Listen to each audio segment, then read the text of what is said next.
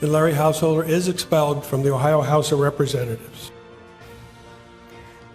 Silenced at the State House, but the former House Speaker says he is not going quietly. If the truth comes out when we are standing in a jury of our peers, then I won't be found guilty of a felony, and if that's the case, I think I can be reelected. And the story of the only other person to be booted by the Ohio legislature. Celebrating Juneteenth, national and state leaders on recognizing how far we've come, but how far we still have to go. I've been wearing the hijab since 2015. So to me, I belong in sport. I'm an athlete. And faith on the field, the role this young athlete is playing in expanding religious expression. Face the State starts now.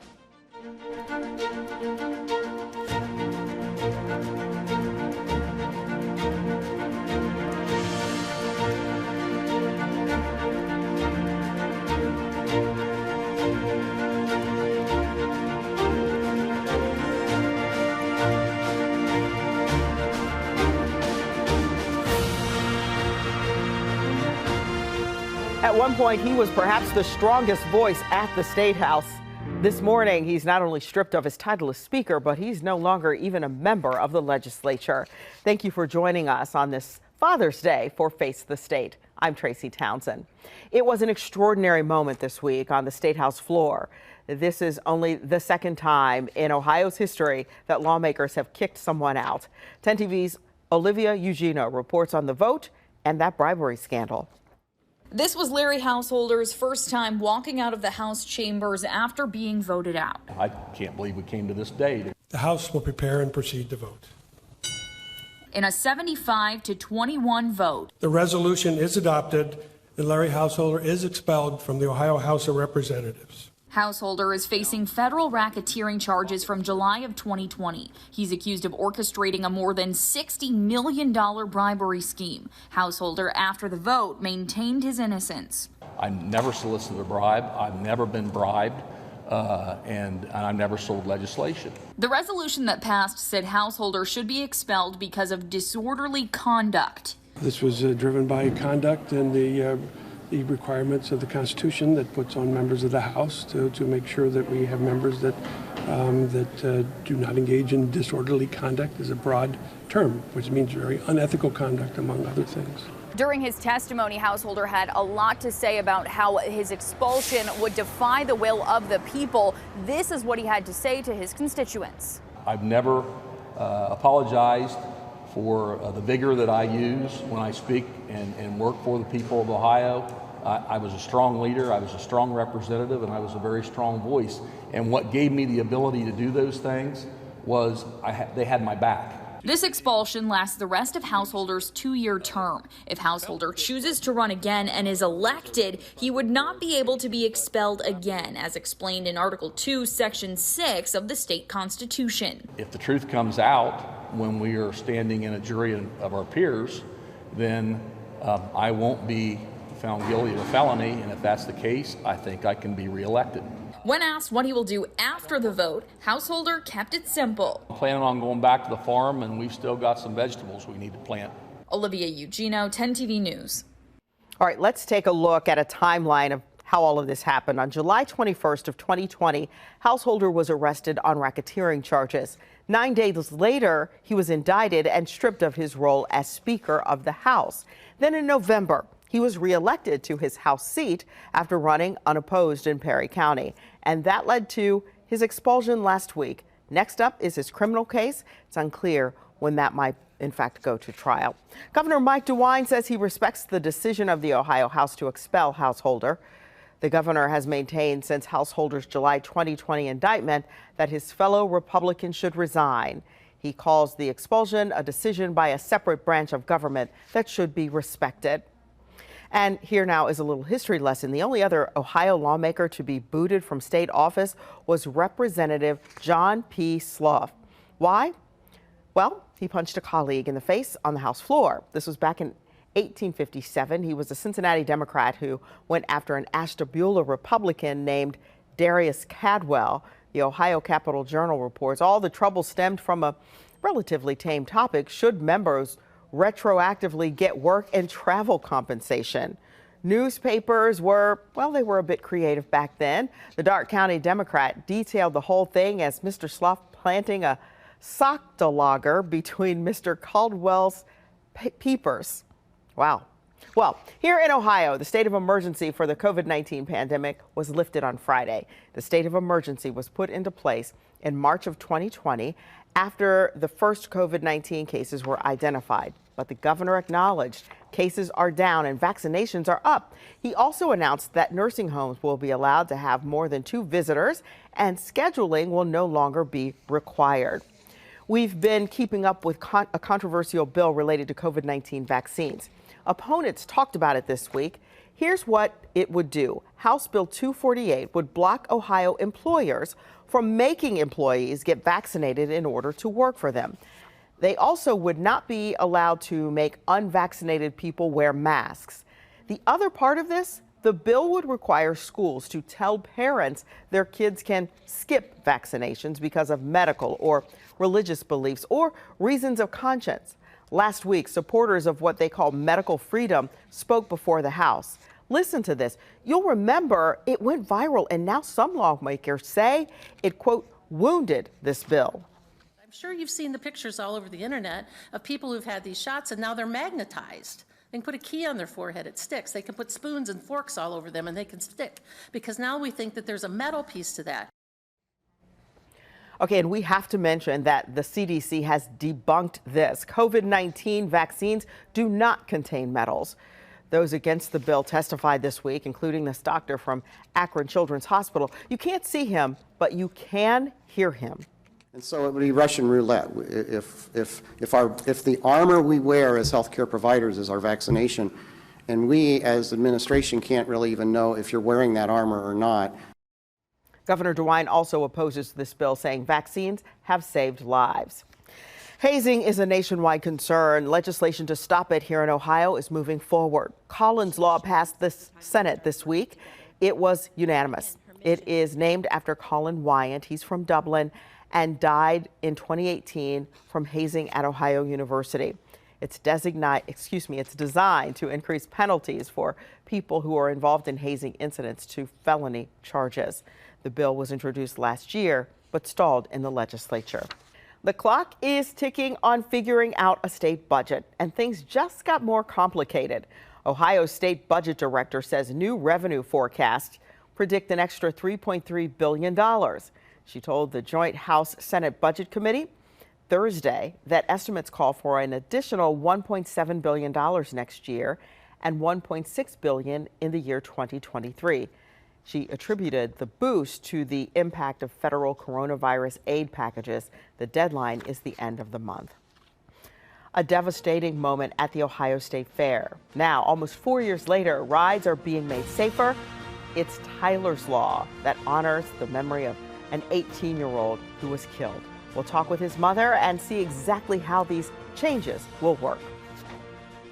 Meet the Vaxamillionaires, the 2 Ohioans who won big, and your last chance to win. And next, Ohio's Attorney General calls it a landmark settlement involving how much you pay for prescriptions. The Ohio Attorney General announced this week a pharmacy benefit manager agreed to pay a record amount to settle a lawsuit.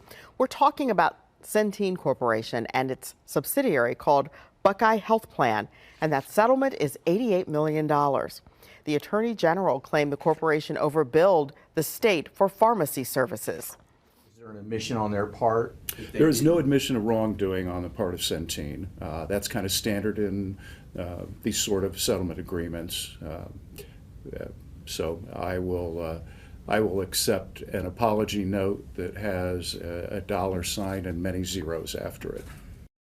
Centene is calling this a no-fault agreement. What are pharmacy benefit managers? They are sometimes called PBMs, and they are the middlemen in control of prescription drug costs. They decide which prescription drugs are covered by health insurance companies. As Ohioans head into fair and festival season, there is a focus on the safety of amusement rides. Tyler's Law took effect in November of last year, but because of COVID, it's now really being used for the first time. It increases safety measures for amusement rides and institutes changes in the ride inspection process. The law gets its name from a young man who was killed on a ride at the Ohio State Fair more than 3 years ago. 10 TV's Brian Somerville explains exactly how the law works. Amber Duffield knew. She knew Ohioans would not sit back and tolerate the intolerable. The intolerable is losing anyone's life to something that could possibly be prevented. Her son died almost 4 years ago at the Ohio State Fair. He was riding the Fireball when the ride broke apart.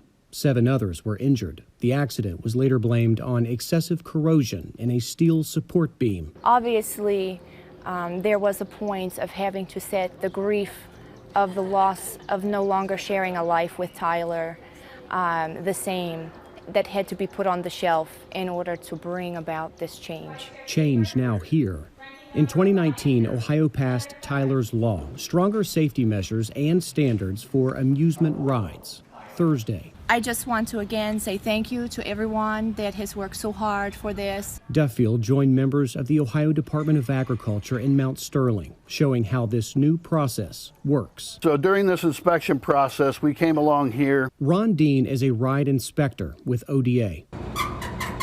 He says rides are classified in 4 categories: low intensity, or kiddie rides, intermediate, towers, and roller coasters. All of them now held to the same standard. None of these rides that operate in the state are exempt from this process. Tyler's Law requires owners to complete a visual inspection, looking for fatigue and corrosion.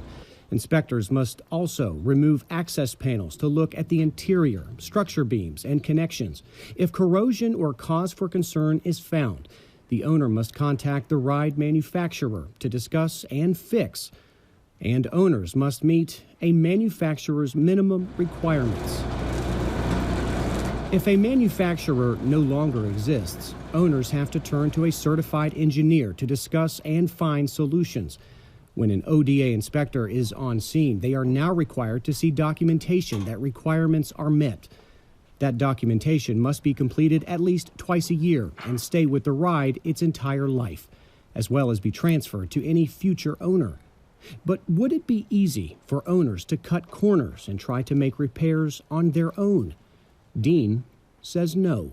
If we see that anything was done and we can't see a written document stating what that process or procedure was, it's still a no-go. As for Duffield, This is definitely a fulfillment of what Tyler really was. her son, who had enlisted in the Marines, who wanted to help people, now is. This is definitely a culmination of that, just without Tyler here in person to celebrate with us. Continuing to make his mother Oh yes, I was always very proud of Tyler's choices to serve, proud. and this is no different. In Mount Sterling, Bryant Somerville, 10 TV News. Tyler's Law also deals with rides that are used in Ohio but are also used out of state or perhaps stored out of state for more than 30 days. Those rides also have to be inspected with all of the same kinds of paperwork. Now, on the federal level, Ohio Senator Rob Portman is in the spotlight for his work on infrastructure. The Republican helped lawmakers reach a bipartisan framework to modernize America's infrastructure. The 10 senators said in a statement this can lay the groundwork to garner broad support from both parties. The White House responded that questions need to be addressed, but said the president appreciates the senators' work. Here's Senator Portman on Fox News. I think it makes so much sense, Charles, to do this in a bipartisan way without taxes, because his own proposal, as you know, is a huge new package, $2.65 trillion, with $2 trillion of new taxes, particularly taxes on American businesses and American workers, which makes no sense coming out of this pandemic. As you well know from your work on the economic side, you know, the 2014 or the 2017 tax bill actually worked well to bring jobs and investment back to America and increased wages. So my hope is that he will be willing to work with us on a different kind of package that doesn't have taxes, but does deal with these core infrastructure challenges we have as a country.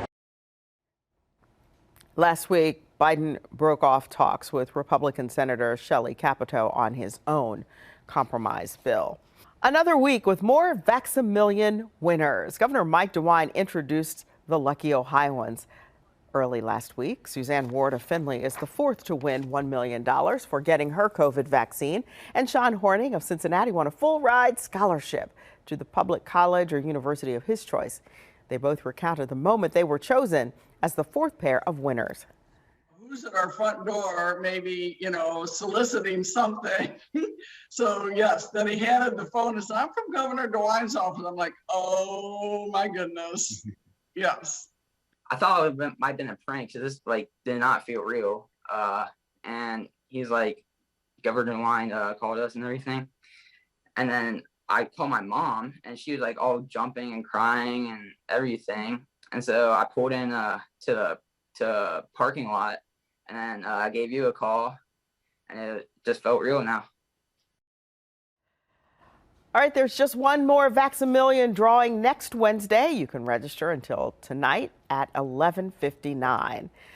Ohio's capital city is paying people $100 to get vaccinated. On Monday, Columbus City Council officially approved a proposal to pay people money to get the vaccine.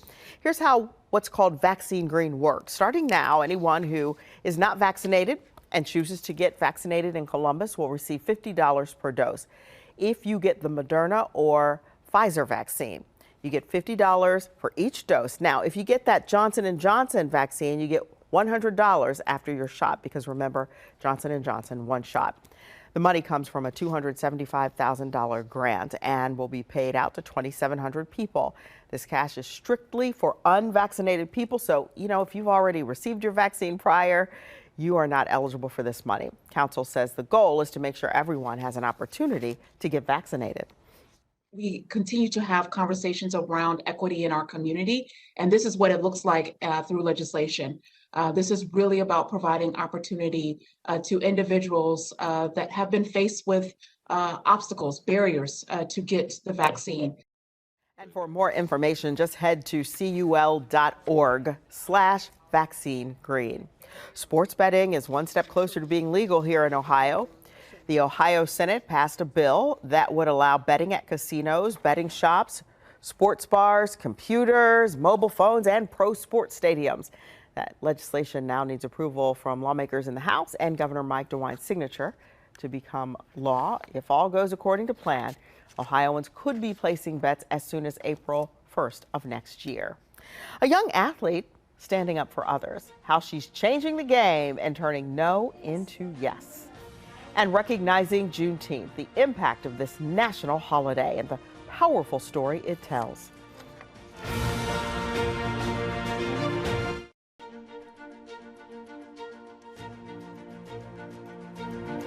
Former President Donald Trump is expected to be in Cleveland next weekend.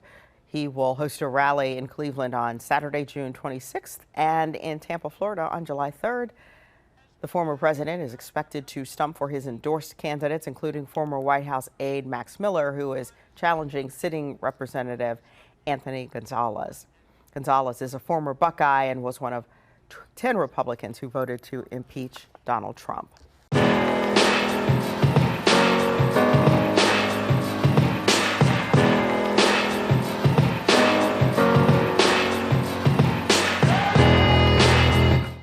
This weekend, we celebrate Juneteenth, which celebrates the emancipation of enslaved Black people in America.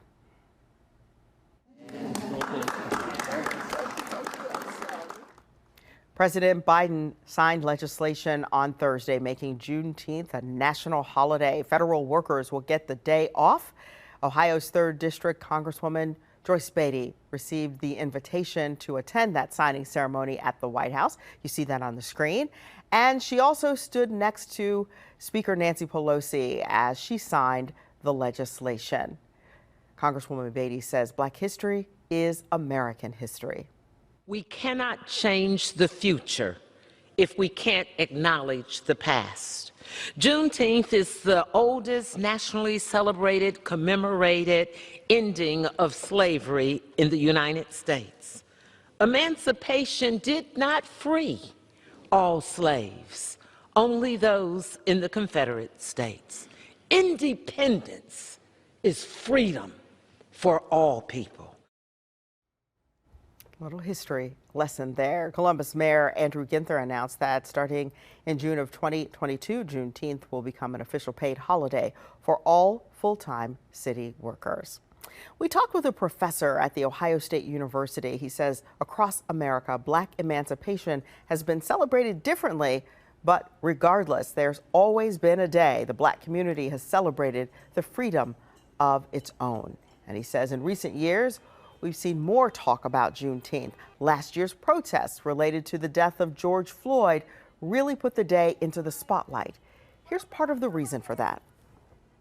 For truth-telling, also for a reconciliation with the past, saying this is why folks are like, look, these statues to white supremacy got to come down because these are lies, and we want to know the truth. And that's what Juneteenth is. Juneteenth is about marking the truth. Like, look, we got to deal with the past because we're still being informed and influenced by it.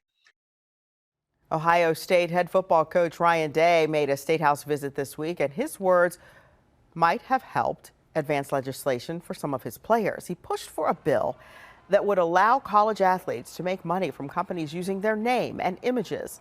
The day after he spoke, the bill made it out of the state Senate. Ryan Day says this is something students need. Allows them to feel like what they're doing and the work that they're putting in is relevant, and they're being afforded an opportunity to then, as they move away from the university, have something as they walk away. Under the bill, student athletes won't be able to sign certain contracts. For example, companies associated with marijuana, alcohol, tobacco, or casinos. This now goes to the House. Being able to express yourself is obviously important to many Ohioans, even when they are playing sports. That's why a Northwest Ohio athlete took something she felt was unfair all the way to the State House. Here's Michael Tater from our sister station in Toledo. I've been wearing the hijab since 2015. So to me, like, I belong in sport. I'm an athlete. New Abu Karam is relieved after the Ohio Senate unanimously approved Senate Bill 181, which would bar schools from restricting the wearing of religious apparel during sporting events. It comes after she was once again confronted about her hijab by officials during this spring's cross-country season. I do think that there needs to be a closer look into proper training and sensitivity training for the officials on how you deal with situations. Helping lead the bill was Bowling Green Senator Teresa Gavarone, who says she took this issue on personally as a mom of young athletes herself. She says no student should ever have to choose between their religion and playing the sport they love. This should never happen to another student athlete. And this piece of legislation brought together the Christian, the Muslim, and the Jewish communities all came out and supported this legislation. New graduated from the Bounty Collegium and is headed to the Ohio State University in the fall. But her initiative, Let Newer Run, born from this challenge, will only grow and continue fighting discrimination in sports. What we've really been focusing on is encouraging diversity in sports, especially in high school sports, and ensuring inclusivity. A mission she says is worth running for. The House is expected to vote on this next. We thank you all for being here with us today. Enjoy your Father's Day, everyone, and remember, if it affects you, your family, and Ohio, we're here to make sure those accountable face the state.